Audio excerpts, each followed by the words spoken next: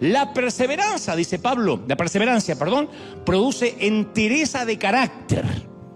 Alguien que se para frente a las tormentas, que las resiste, y si se dobla como el junco, se vuelve a enderezar.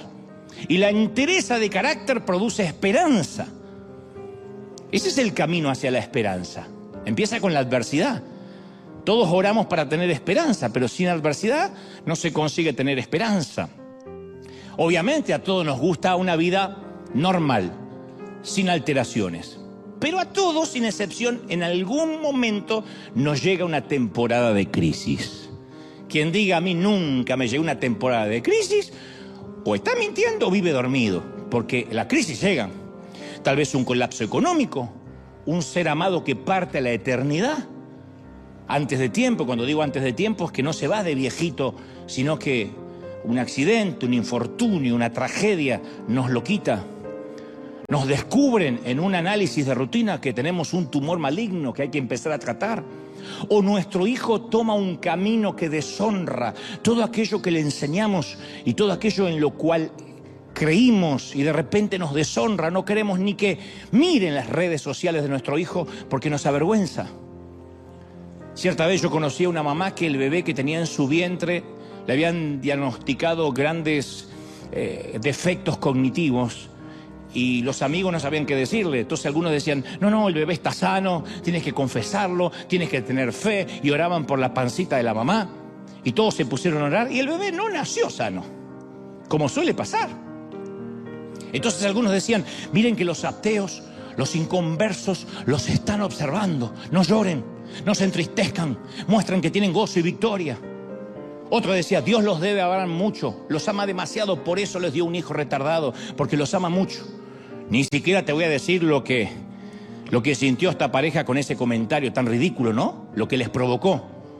Pero terminaron por ignorar los comentarios de todo el mundo y decidieron unirse como pareja más que nunca, a crecer a través de su íntimo, de su dolor íntimo, de su dolor privado, de su propio dolor, que nadie podía de afuera opinar.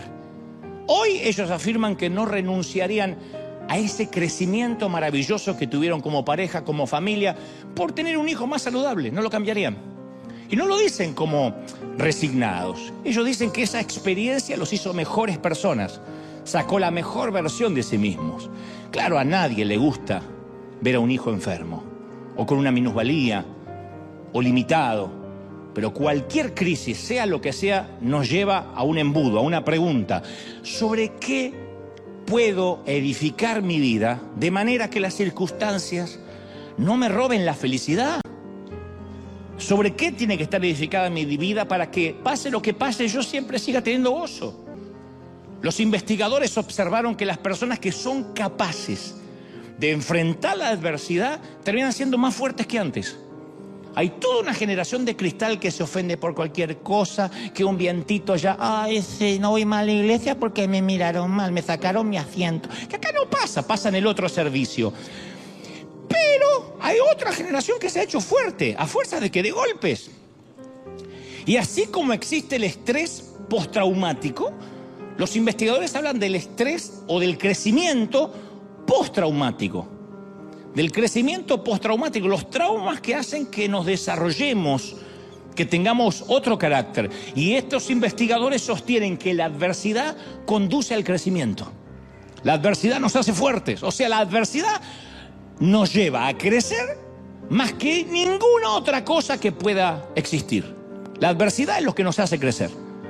Muéstrame una mujer, un hombre que tuvo adversidad en su vida y yo te voy a mostrar a alguien con carácter firme, no necesariamente amargado o amargada. Porque en la adversidad descubrimos de qué estamos hechos. Un líder, ¿cómo se muestra un líder? Y en tiempos de pandemia, en tiempos de tempestad, de zozobra, en tiempos de los vientos golpean la barca, ahí es cuando se para un líder. En los tiempos de recesión, en los tiempos de guerra. Uno ve lo que tiene dentro como si apretara un dentífrico. Y a veces decimos, yo nunca podría pasar lo que pasó a esa persona. Yo creo que si estuviera en su lugar me moriría. No me digas que no lo pensaste alguna vez viendo a una pareja de padres en un panteón enterrando un ataúd blanco. echando un puñado de tierra sobre el ataúd en donde yace su niño. Tú dices, yo vivo algo así y creo que no salgo nunca más debajo de la manta, o me tiro encima del cajón. Y luego atravesamos algo similar o peor y vemos que el corazón sigue latiendo, que el mundo sigue girando, aunque muchas veces nos queremos bajar. El mundo sigue girando. Uno quisiera que el mundo se detenga, que esté en low motion, en cámara lenta, porque hoy tenemos un funeral y el mundo sigue. Siguen los vendedores en la puerta, sigue alguien chismeando, sigue la suegra diciendo, los voy a visitar un día de esto. La vida sigue.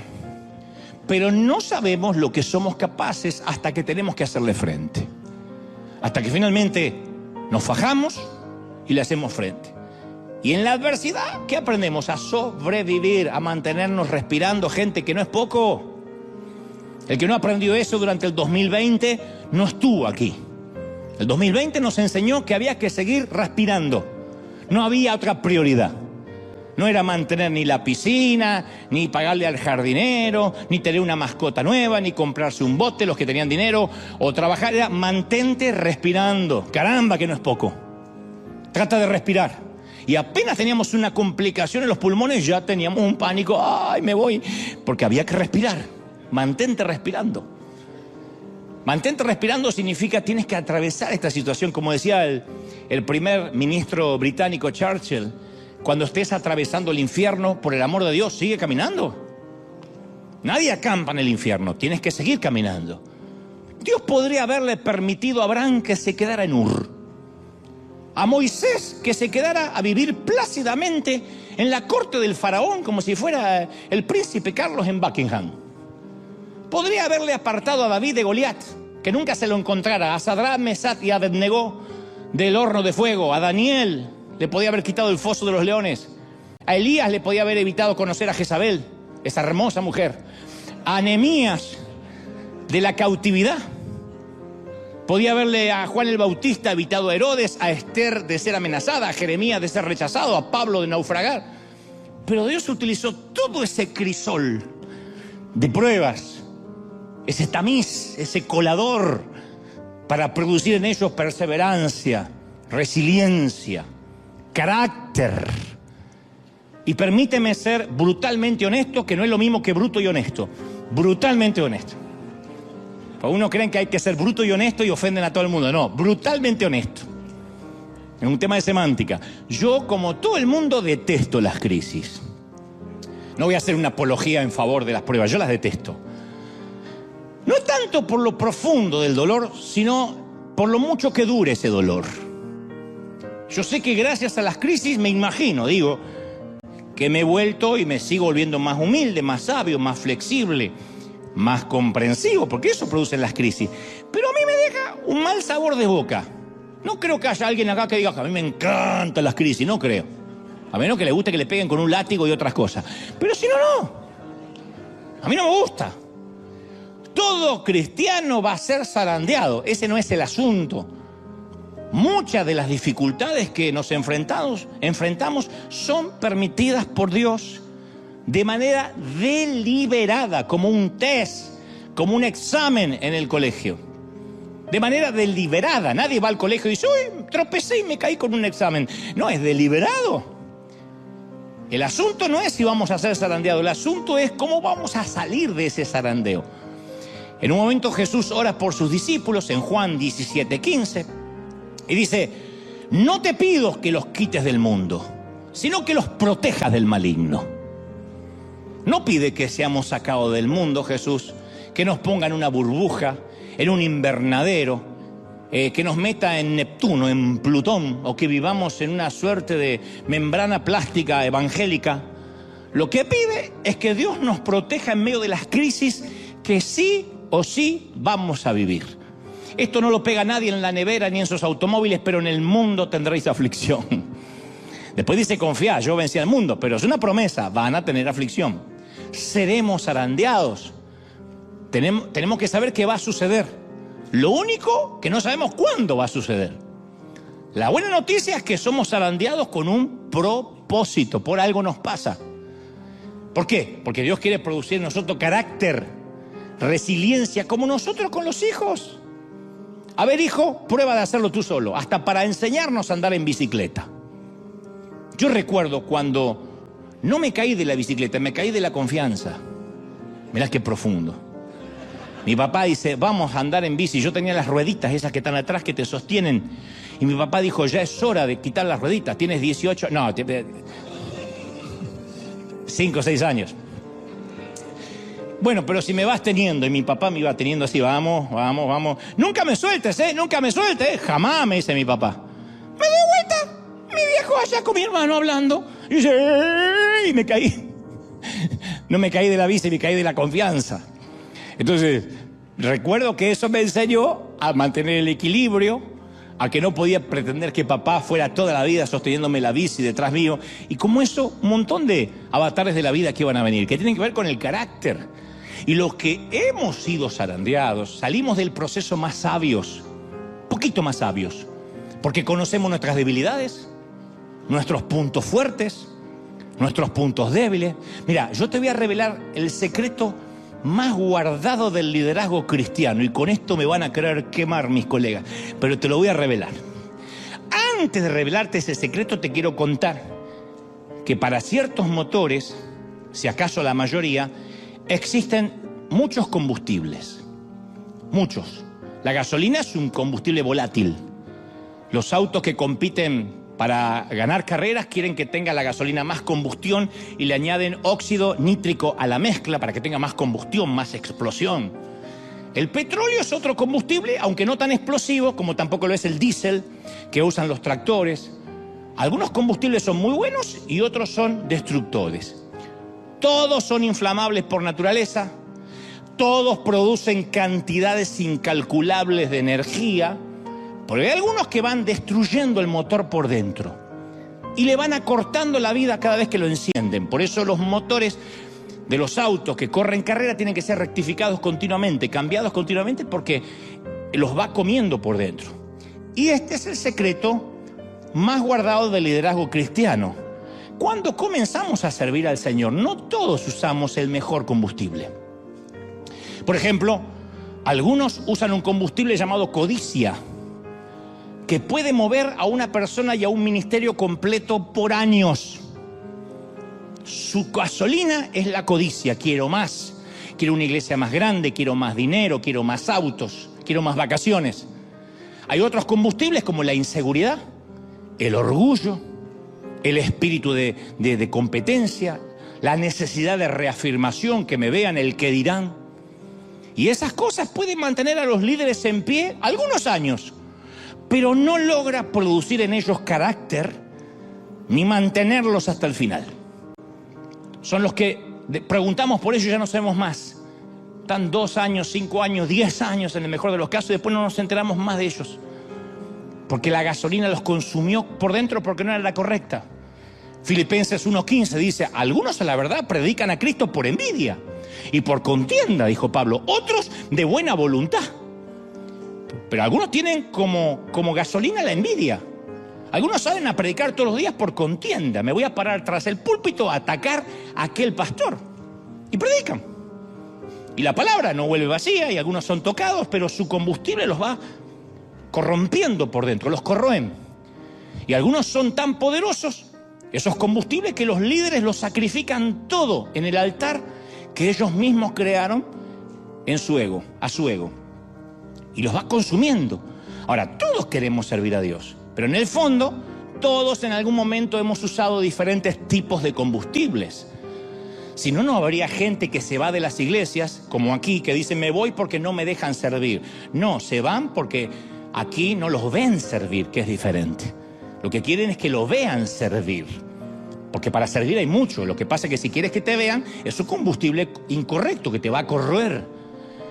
Ese combustible puede ser, quiero que me admiren otros pastores, quiero demostrarle al pastor que no confío en mí, el líder que se perdió al dejarme ir. Son como las ex o los ex que viven para demostrar lo feliz que son, y apenas se divorcian sacan una foto.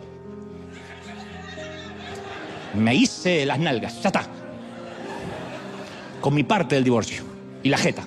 Lo quieren demostrar, pero todo lo hacen para demostrarle al otro, mirá lo que te estás perdiendo. Bueno, hay algunos que toda su vida el combustible espiritual es eso, demostrarle al otro, al pastor que no confió en mí. Yo quiero tener multitudes al precio que sea. Quiero ser famoso, quiero ser número 1, me dijo uno alguna vez. Yo no nací para ser número 2, yo quiero ser number 1. Otros dicen, quiero servir a Dios para que me paguen un sueldo, para que me paguen un salario. Y es combustible equivocado. Y empiezan con ese combustible, los echa a andar, pero a la larga no los puede sostener. Por eso Dios interviene y en plena altura crucero, algunos que ya estamos en el ministerio, incluso en pleno vuelo, a plena velocidad crucero, interviene Dios y nos zarandea para cambiarnos el combustible. Y como Dios no quiere sacarnos completamente del ministerio porque nos ama demasiado, permite el zarandeo en la mitad del vuelo como una turbulencia para que salgan a luz las motivaciones equivocadas y cambiemos el combustible que nos viene impulsando. Te lo digo porque yo he estado ahí. Lo que me trajo hasta acá fueron las turbulencias en vuelo.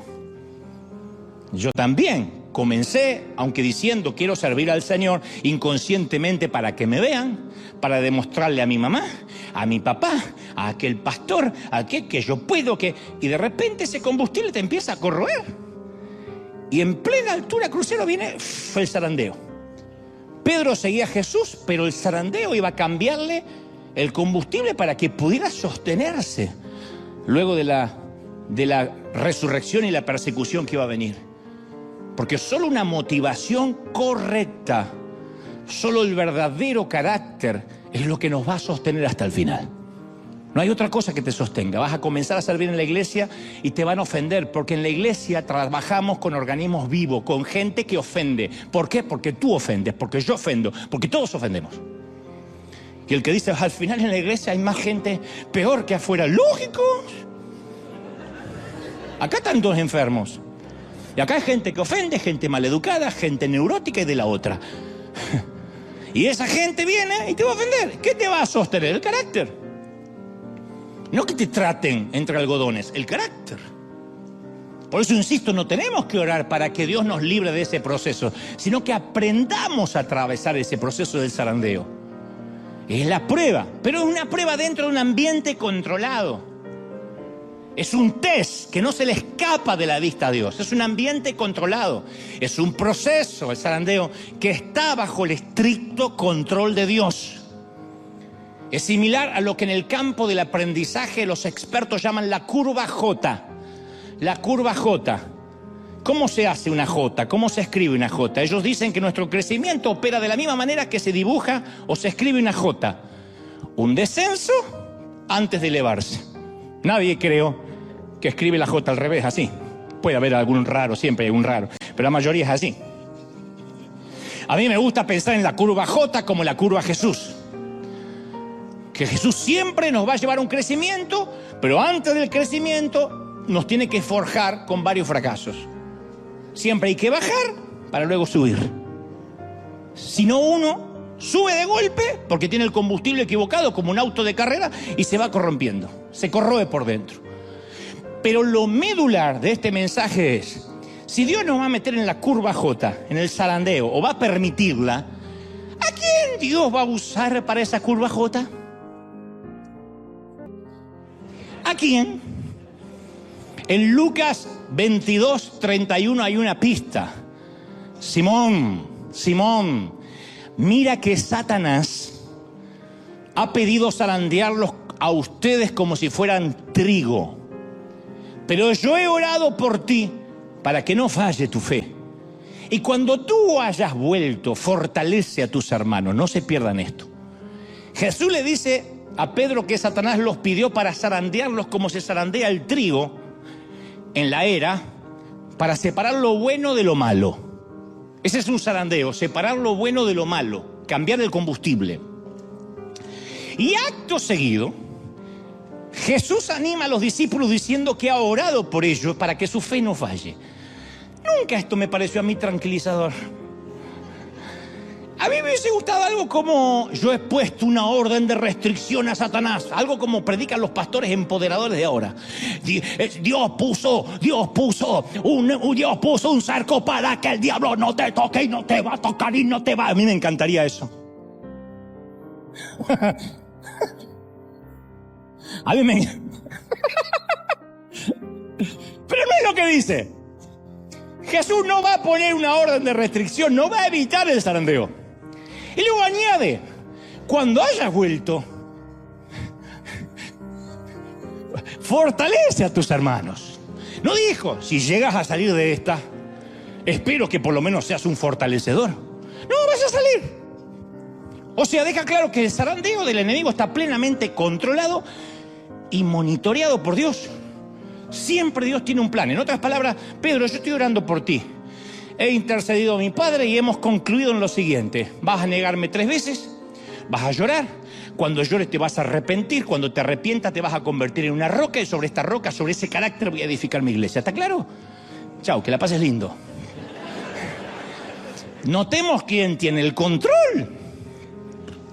En Job 38:11 Dios dice que Él limita hasta las olas del mar. No es que, y el tsunami lo trajo el diablo porque quiso. Dice la Biblia, hasta aquí llegarás y no pasarás adelante y hasta allí llegará el orgullo de tus olas. Dios le habla al océano. Esto significa que si Él controla hasta el océano, es que, aunque Satanás tenga un plan, tiene que pedir permiso. Jesús mismo lo explicó en Mateo 28:18. Dios me ha dado toda autoridad en el cielo y ¿dónde más? Y en la tierra. Y esto lo prueba. Marcos 1:27 afirma, Él manda aún a los espíritus inmundos y le obedecen.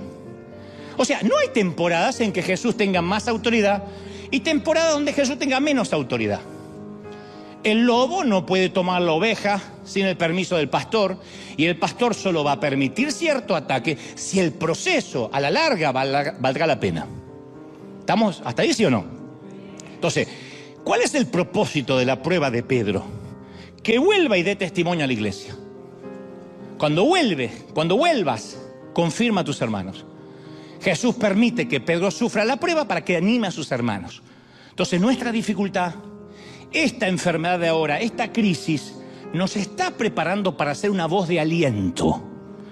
Dios no quiere más una iglesia que finja poder.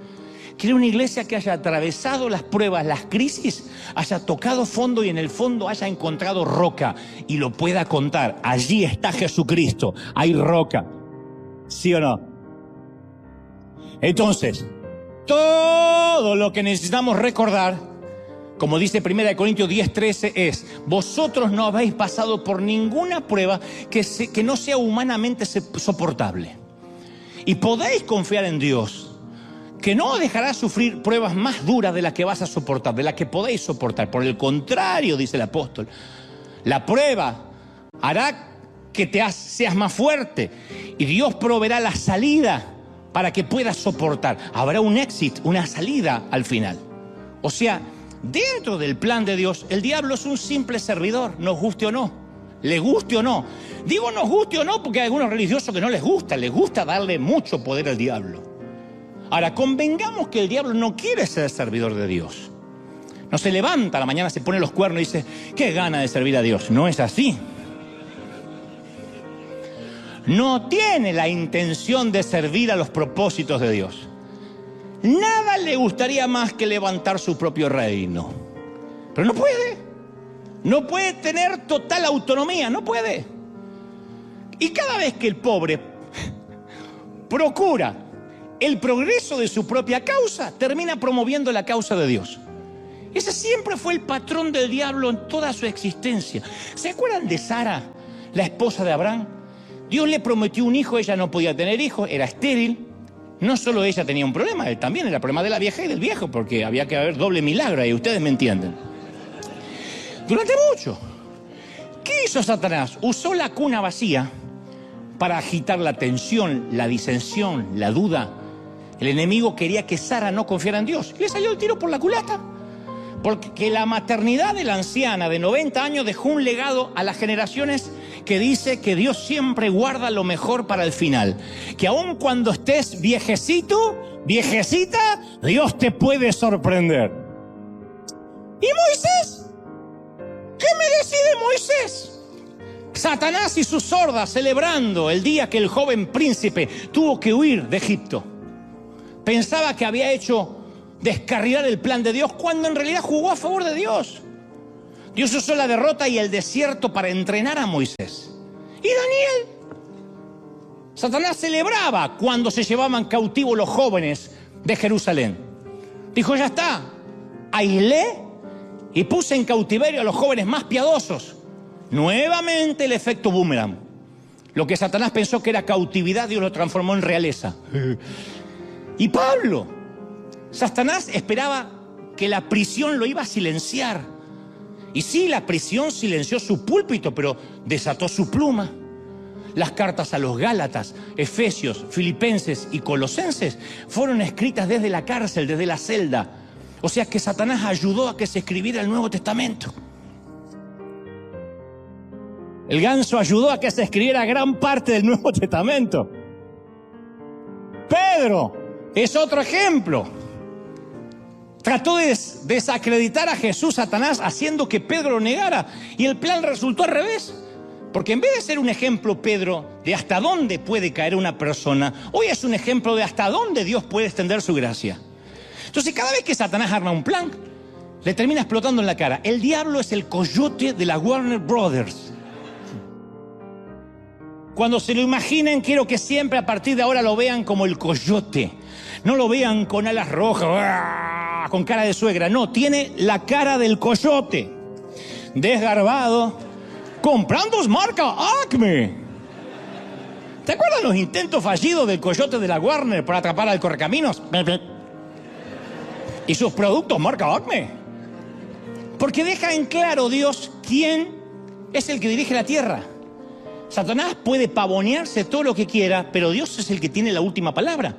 Entonces, durante toda la vida, el enemigo hizo el papel del coyote. 2 veces. La Biblia solo 2 veces corre la cortina del espacio y el tiempo y se nos permite echar un vistazo a la apuesta más tonta de la historia. Satanás era un ángel, Lucifer, que no se contentó con estar cerca de Dios. Él quería estar por encima de Dios. No estaba satisfecho de adorarlo, quería su trono. Y según Ezequiel tenía una belleza sin comparación. Ezequiel 28:12 dice, tú eras modelo de perfección, lleno de sabiduría, de perfecta belleza. Estabas en el Edén, el jardín de Dios, adornado de toda clase de piedras preciosas y caminabas entre las estrellas. Tu conducta fue perfecta desde el día que fuiste creado hasta que apareció en ti la maldad. El tipo caminaba pechito de paloma como un argentino por las nubes así. Era una mezcla de Ronaldo con el talento de Messi. Y las ganas de Chicharito.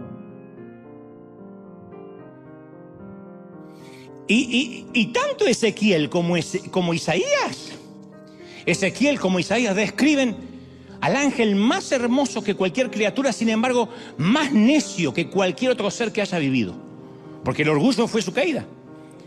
Entonces, la mayoría de los entendidos teólogos leen en Isaías 14:13 la descripción de la caída de Lucifer. Dicen que eso habla de Lucifer, yo lo creo. Dice, voy a subir hasta el cielo, en palabras de Lucifer. Voy a poner mi trono sobre las estrellas de Dios. Voy a sentarme allá lejos en el norte, en el monte donde los dioses se reúnen. Subiré más allá de las nubes más altas y seré como el Altísimo. No son palabras de Nabucodonosor, son palabras de Lucifer. Y debido a que trató de ser como Dios, cayó delante de Dios a través de la historia, y él se ha pasado la vida tratando de convencer al hombre que haga lo mismo, que caiga. Esa fue la estrategia que usó para decirle a Eva, come de este fruto y seréis como Dios. No cambió. Es tan egocéntrico ahora como lo era entonces. Es tan necio ahora como lo era entonces. Es tan limitado ahora como lo fue entonces. No lo olvide, todos los ángeles son inferiores a Dios, todos. Dios es omnipresente, está en todas partes a la vez. Los ángeles no pueden estar en todas partes a la vez. No pueden reproducirse, son asexuados. De manera que los ángeles que cayeron nunca se reprodujeron. La humanidad siempre fue creciendo. Son demasiado pocos demonios para tanta gente. Por eso es muy petulante decir, anoche el diablo me atacó. ¿Qué te va a atacar el diablo si no sabe ni sabe dónde vive por ahí? No, son las obras de la carne, son tus consecuencias. Pero el diablo no puede estar en todas partes. Dios es omnipotente. Los ángeles tienen el poder que Dios permite que tengan. Dios es omnisciente, todo lo sabe. Los ángeles saben solo lo que Él quiere que les sea revelado. ¿Sí? Y Satanás es un ángel caído. Eso incluye a Satanás, es inferior a Dios. Y aunque los religiosos se rasguen las vestiduras, Satanás sigue estando al servicio de Dios. El diablo es tan siervo en su rebelión como lo era en los días de su obediencia. Por eso mismo Martín Lutero es el que puso este título. Martín Lutero llamó el diablo de Dios. Claro que el timador preferiría engañarnos y hacernos pensar que él es una fuerza independiente, con un poder ilimitado, pero él solo tiene el poder que Dios le permite tener. Él preferiría que nunca escucharas las palabras de Juan 4:4, vosotros sois de Dios, porque Él está en vosotros y Él es más poderoso que el que está en el mundo. Él, el que está dentro tuyo, es más poderoso. Alguien tiene que decir amén, más poderoso. Entonces Dios quiere, ¿está claro cuál es la cadena de mando? Dios está al control. Al diablo lo tiene con las riendas cortas. No sé si notaste las palabras de Jesús. Satanás os ha pedido para zarandearlos.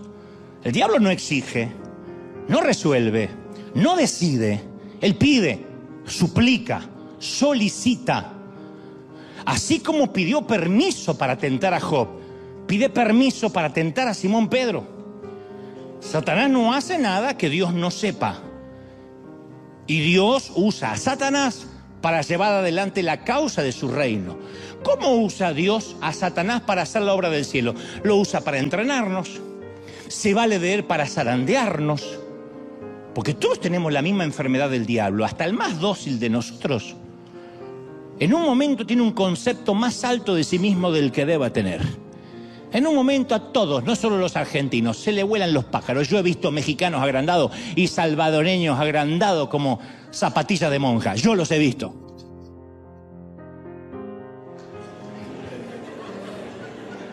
Tal parece que Pablo también. Porque uno va al currículum vitae del apóstol Pablo y claro, un encuentro personal cara a cara con Jesús resucitado, participante de visiones celestiales, apóstol escogido directamente por Dios, uno de los autores de la Biblia, sanó enfermo, viajó a través del mundo, escribió uno de los documentos más grandes de la historia. Pocos pueden igualar los logros de este prócer llamado Pablo. Y capaz que Pablo empezó a picarle el bichito y se empezó a autofelicitar. Y Dios, que ama a Pablo y odia el orgullo, lo protege a Pablo del pecado. Y obviamente, ¿a quién usa? A Satanás. Segunda de Corintios 12:7, por eso, para que yo no me creyera más de lo que soy, dice el apóstol, por tantas revelaciones maravillosas que tuve por haber ganado el campeonato del fin del mundo en Qatar. No sé si estaba eso, pero creo que lo hubiese mencionado. Se me ha dado un sufrimiento, una espina clavada en el cuerpo, un emisario de Satanás que vino a maltratarme. No se nos dice la naturaleza de su espina, pero se nos dice el propósito, el origen, para que Pablo siga siendo humilde.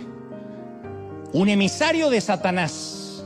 El emisario pudo haber sido un dolor, una debilidad, una persona que le causaba aflicción, pero sí sabemos que ese emisario lo controlaba Dios.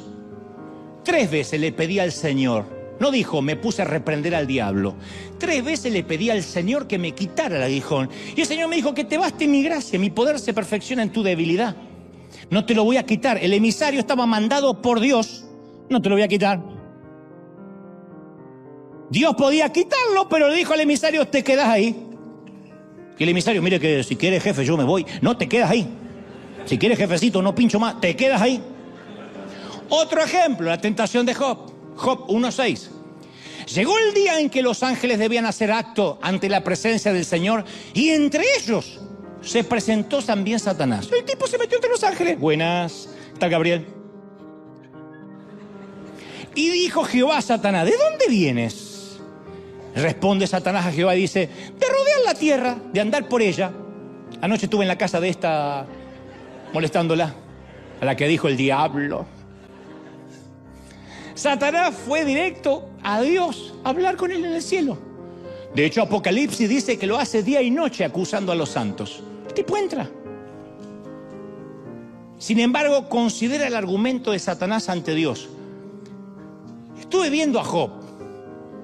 ¿Acaso tú no lo has cercado a su casa y a todo lo que tiene? Y al trabajo de sus manos has dado bendición y sus bienes aumentaron en toda la tierra. Job 1:10. Satanás está muy familiarizado con quién es Job. Es obvio que en algún momento se acercó para hacerle algo, pero es consciente de la protección que tiene y la bendición. Lo que Satanás está pidiendo realmente a Dios es que quite la protección. Está buscando permiso para atacar a Job. Y Dios le dice, está bien, haz lo que quiero, haz lo que quieras con todas las cosas de Job, pero a él mismo no le hagas daño. Job 1:12. No lo toques a él. Empieza a matar todo, desde la suegra para abajo, pero no lo toques a él. Y nota que otra vez es un ambiente controlado. Le da el permiso, pero los parámetros de la lucha. No le da permiso, pero establece los límites. Cuidado, te estoy mirando. No lo vas a tocar a él. No lo vas a matar, mejor dicho. Quizá no entendemos el motivo de la prueba, pero entendemos el origen, la fuente. A la iglesia de Esmirna del primer siglo, Cristo le dice en Apocalipsis 2:10, no temas lo que vas a sufrir. Para probarlos, el diablo arrojará a algunos de ustedes en la cárcel y estarán así por 10 días. Sean fieles hasta la muerte y yo les daré la corona de la vida. Y como dice un autor, escucha las palabras de Jesús. Cristo informa a la iglesia acerca de la persecución, la duración de la persecución. Va a durar 10 días. Está controlado. ¿Para qué? Para ser probados. ¿Y qué resultado va a tener? La corona de la vida. Es un test. Jesús, Dios, usa a Satanás para fortalecer su iglesia. Se vale de la pandemia para tamizar y ver quiénes venían por costumbre y quiénes realmente no hablaban de oídas de Dios, sino que lo habían visto. Al coyote de la Warner siempre le explota la dinamita en la cara. Martín Lutero dio en el blanco cuando describió al diablo como una azada que utiliza para Dios para cuidar su jardín. Y la azada nunca corta lo que el hortelano quiere conservar. Y nunca reserva y guarda lo que el jardinero quiere cortar. La azada está en las manos de Dios. No se le va a pasar la mano al diablo. Dios tiene la azada. Una parte del castigo que tiene Satanás es la frustración de que cuando él te quiere destruir, Dios lo usa para fortalecer su jardín. Y él ha sido el otro siervo durante toda su existencia. Otro ejemplo, Saúl, rey de Israel, lo consumen los celos al tipo. El tipo era Mbappé mirando a Lionel. Y David lo había eclipsado. Hacía todo mejor que Saúl, cantaba mejor, impresionaba más a las chicas, a las mujeres. Hasta mató a los gigantes que Saúl temía. Y sin embargo el tipo, en vez de elogiar las habilidades de David, que pertenecía a su ejército y era su flamante yerno, se volvió pernicioso, hostil. Y Dios, en un esfuerzo por despertar a Saúl de esos celos ciegos, mandó otra vez a su siervo involuntario, Satanás, para ayudar. Dice la Biblia, al día siguiente un espíritu maligno mandado por Dios se apoderó de Saúl. Y este se puso como loco dentro del palacio. Primera de Samuel 18:10. Un espíritu maligno mandado por Dios a Saúl. Dios mandó un espíritu, le ordenó a un ángel caído. Si Saúl no quería beber de la copa de la gracia de Dios, que por un tiempo beba la copa del furor del infierno. Y el Nuevo Testamento tiene un montón de esos incidentes también, de una disciplina similar. Pablo reprende a la iglesia de Corinto porque toleraba la inmoralidad. Y le dice, entonces ese hombre deberá ser entregado a Satanás, que se destruya lo que es puramente humano, pero que el Espíritu salve cuando venga el Señor. En 1 Corintios 5:5.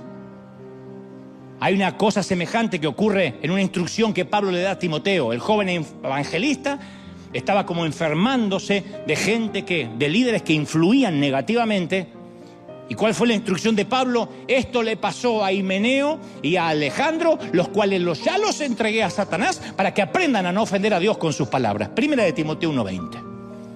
Entonces, un amor santo a veces toma la difícil decisión de entregar al hijo a las consecuencias de la desobediencia. Dios no es un bombero que dejo embarazada a quien no tengo que dejar y viene y me ayuda con el aborto. Dios no es el SWAT o el helicóptero que me salva de las circunstancias de la desobediencia. Porque un amor santo toma decisiones difíciles. Algunos santos despiertan con un golpecito cariñoso, otros necesitan un garrotazo en la cabeza. Y cuando Dios necesita darte un garrotazo, invita a Satanás. Hasta Dios le dio permiso a Satanás para que tentara a su hijo. Nos olvidamos de aquella frase: luego el Espíritu llevó a Jesús al desierto para que el diablo lo sometiera a tentación. Mateo 4:1. No fue el diablo el que llevó a Jesús al desierto, fue el Espíritu Santo el que lo llevó hasta allí.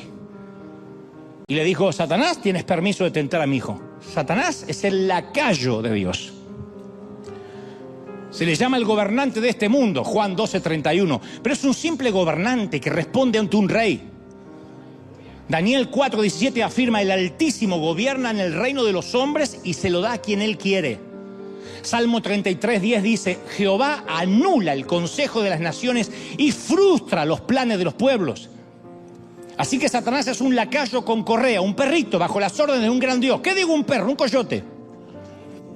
Y Dios dice cuando inician los mandatos y cuando terminan los mandatos. No es Satanás quien pone a los dictadores. No es Satanás quien dice: lo voy a poner. Porque uno dice: Satanás nos puso un presidente. No, primero lo votó el pueblo. A veces no lo votó el pueblo, pero allí Dios lo permite. Y es Satanás el que de alguna forma decide, y el que lo pone, y el que dice: yo voy a querer hacerlo, pero dice: no, tú no decides, yo soy el que tengo la correa. No, pero yo quiero, y lo tiene. Siempre es un coyote. Siempre es un coyote. No es ese diablo que uno se imagina, es un coyote con una correa. Y él dice: yo voy a decidir hacer tal cosa. No, hasta ahí. Y más de ahí no puede pasar. Está descrito como un león rugiente que acecha para devorar a la gente. Y Pedro dice: resístanlo, en primera de Pedro 5:9, resístanlo firmes en la fe, sabiendo que los mismos sufrimientos están siendo experimentados por sus hermanos en el mundo. Resiste. ¿Saben qué es resistir? Ignóralo, resiste, párate en la fe y dile: no tienes ninguna autoridad, tienes una correa así, una correa chiquitita. Las fauces del león están sufriendo. ¿Cuántos lo creen? Díganme amén. El diablo es un asesino por naturaleza, pero no puede decidir. Él cree que decide, no decide. El don de la vida y la muerte es algo que solo maneja Dios.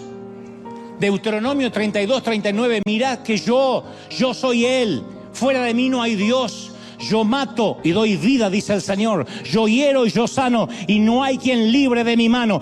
Ese es nuestro Dios. Santiago 4:13. Vosotros que decís: mañana iremos a tal lado o a tal lugar y pasaremos un año y comerciaremos o como se diga.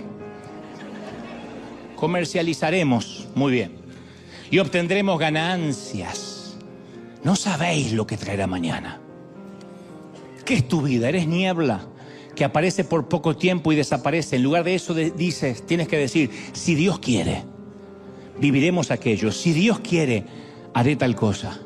Nunca dijo: si Satanás quiere. Si Dios no quiere, yo no lo voy a hacer. Si esta noche llego a casa, es porque Dios me llevó a casa. Si tengo un ataque al corazón camino a casa, es porque también Dios me llevó a casa, al otro domicilio.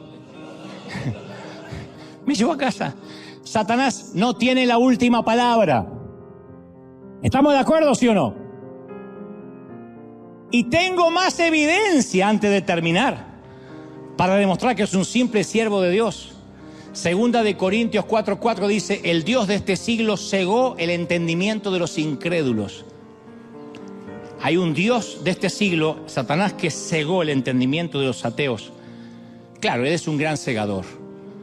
De hecho, algunos de ustedes, si no es aquí, allí en casa, están ahora ciegos, lo que significa que me están escuchando y este mensaje no los conmueve y capaz que solo están mirándolo para refutar o para criticar el mensaje, y es porque están ciegos, no tienen papilas gustativas espirituales.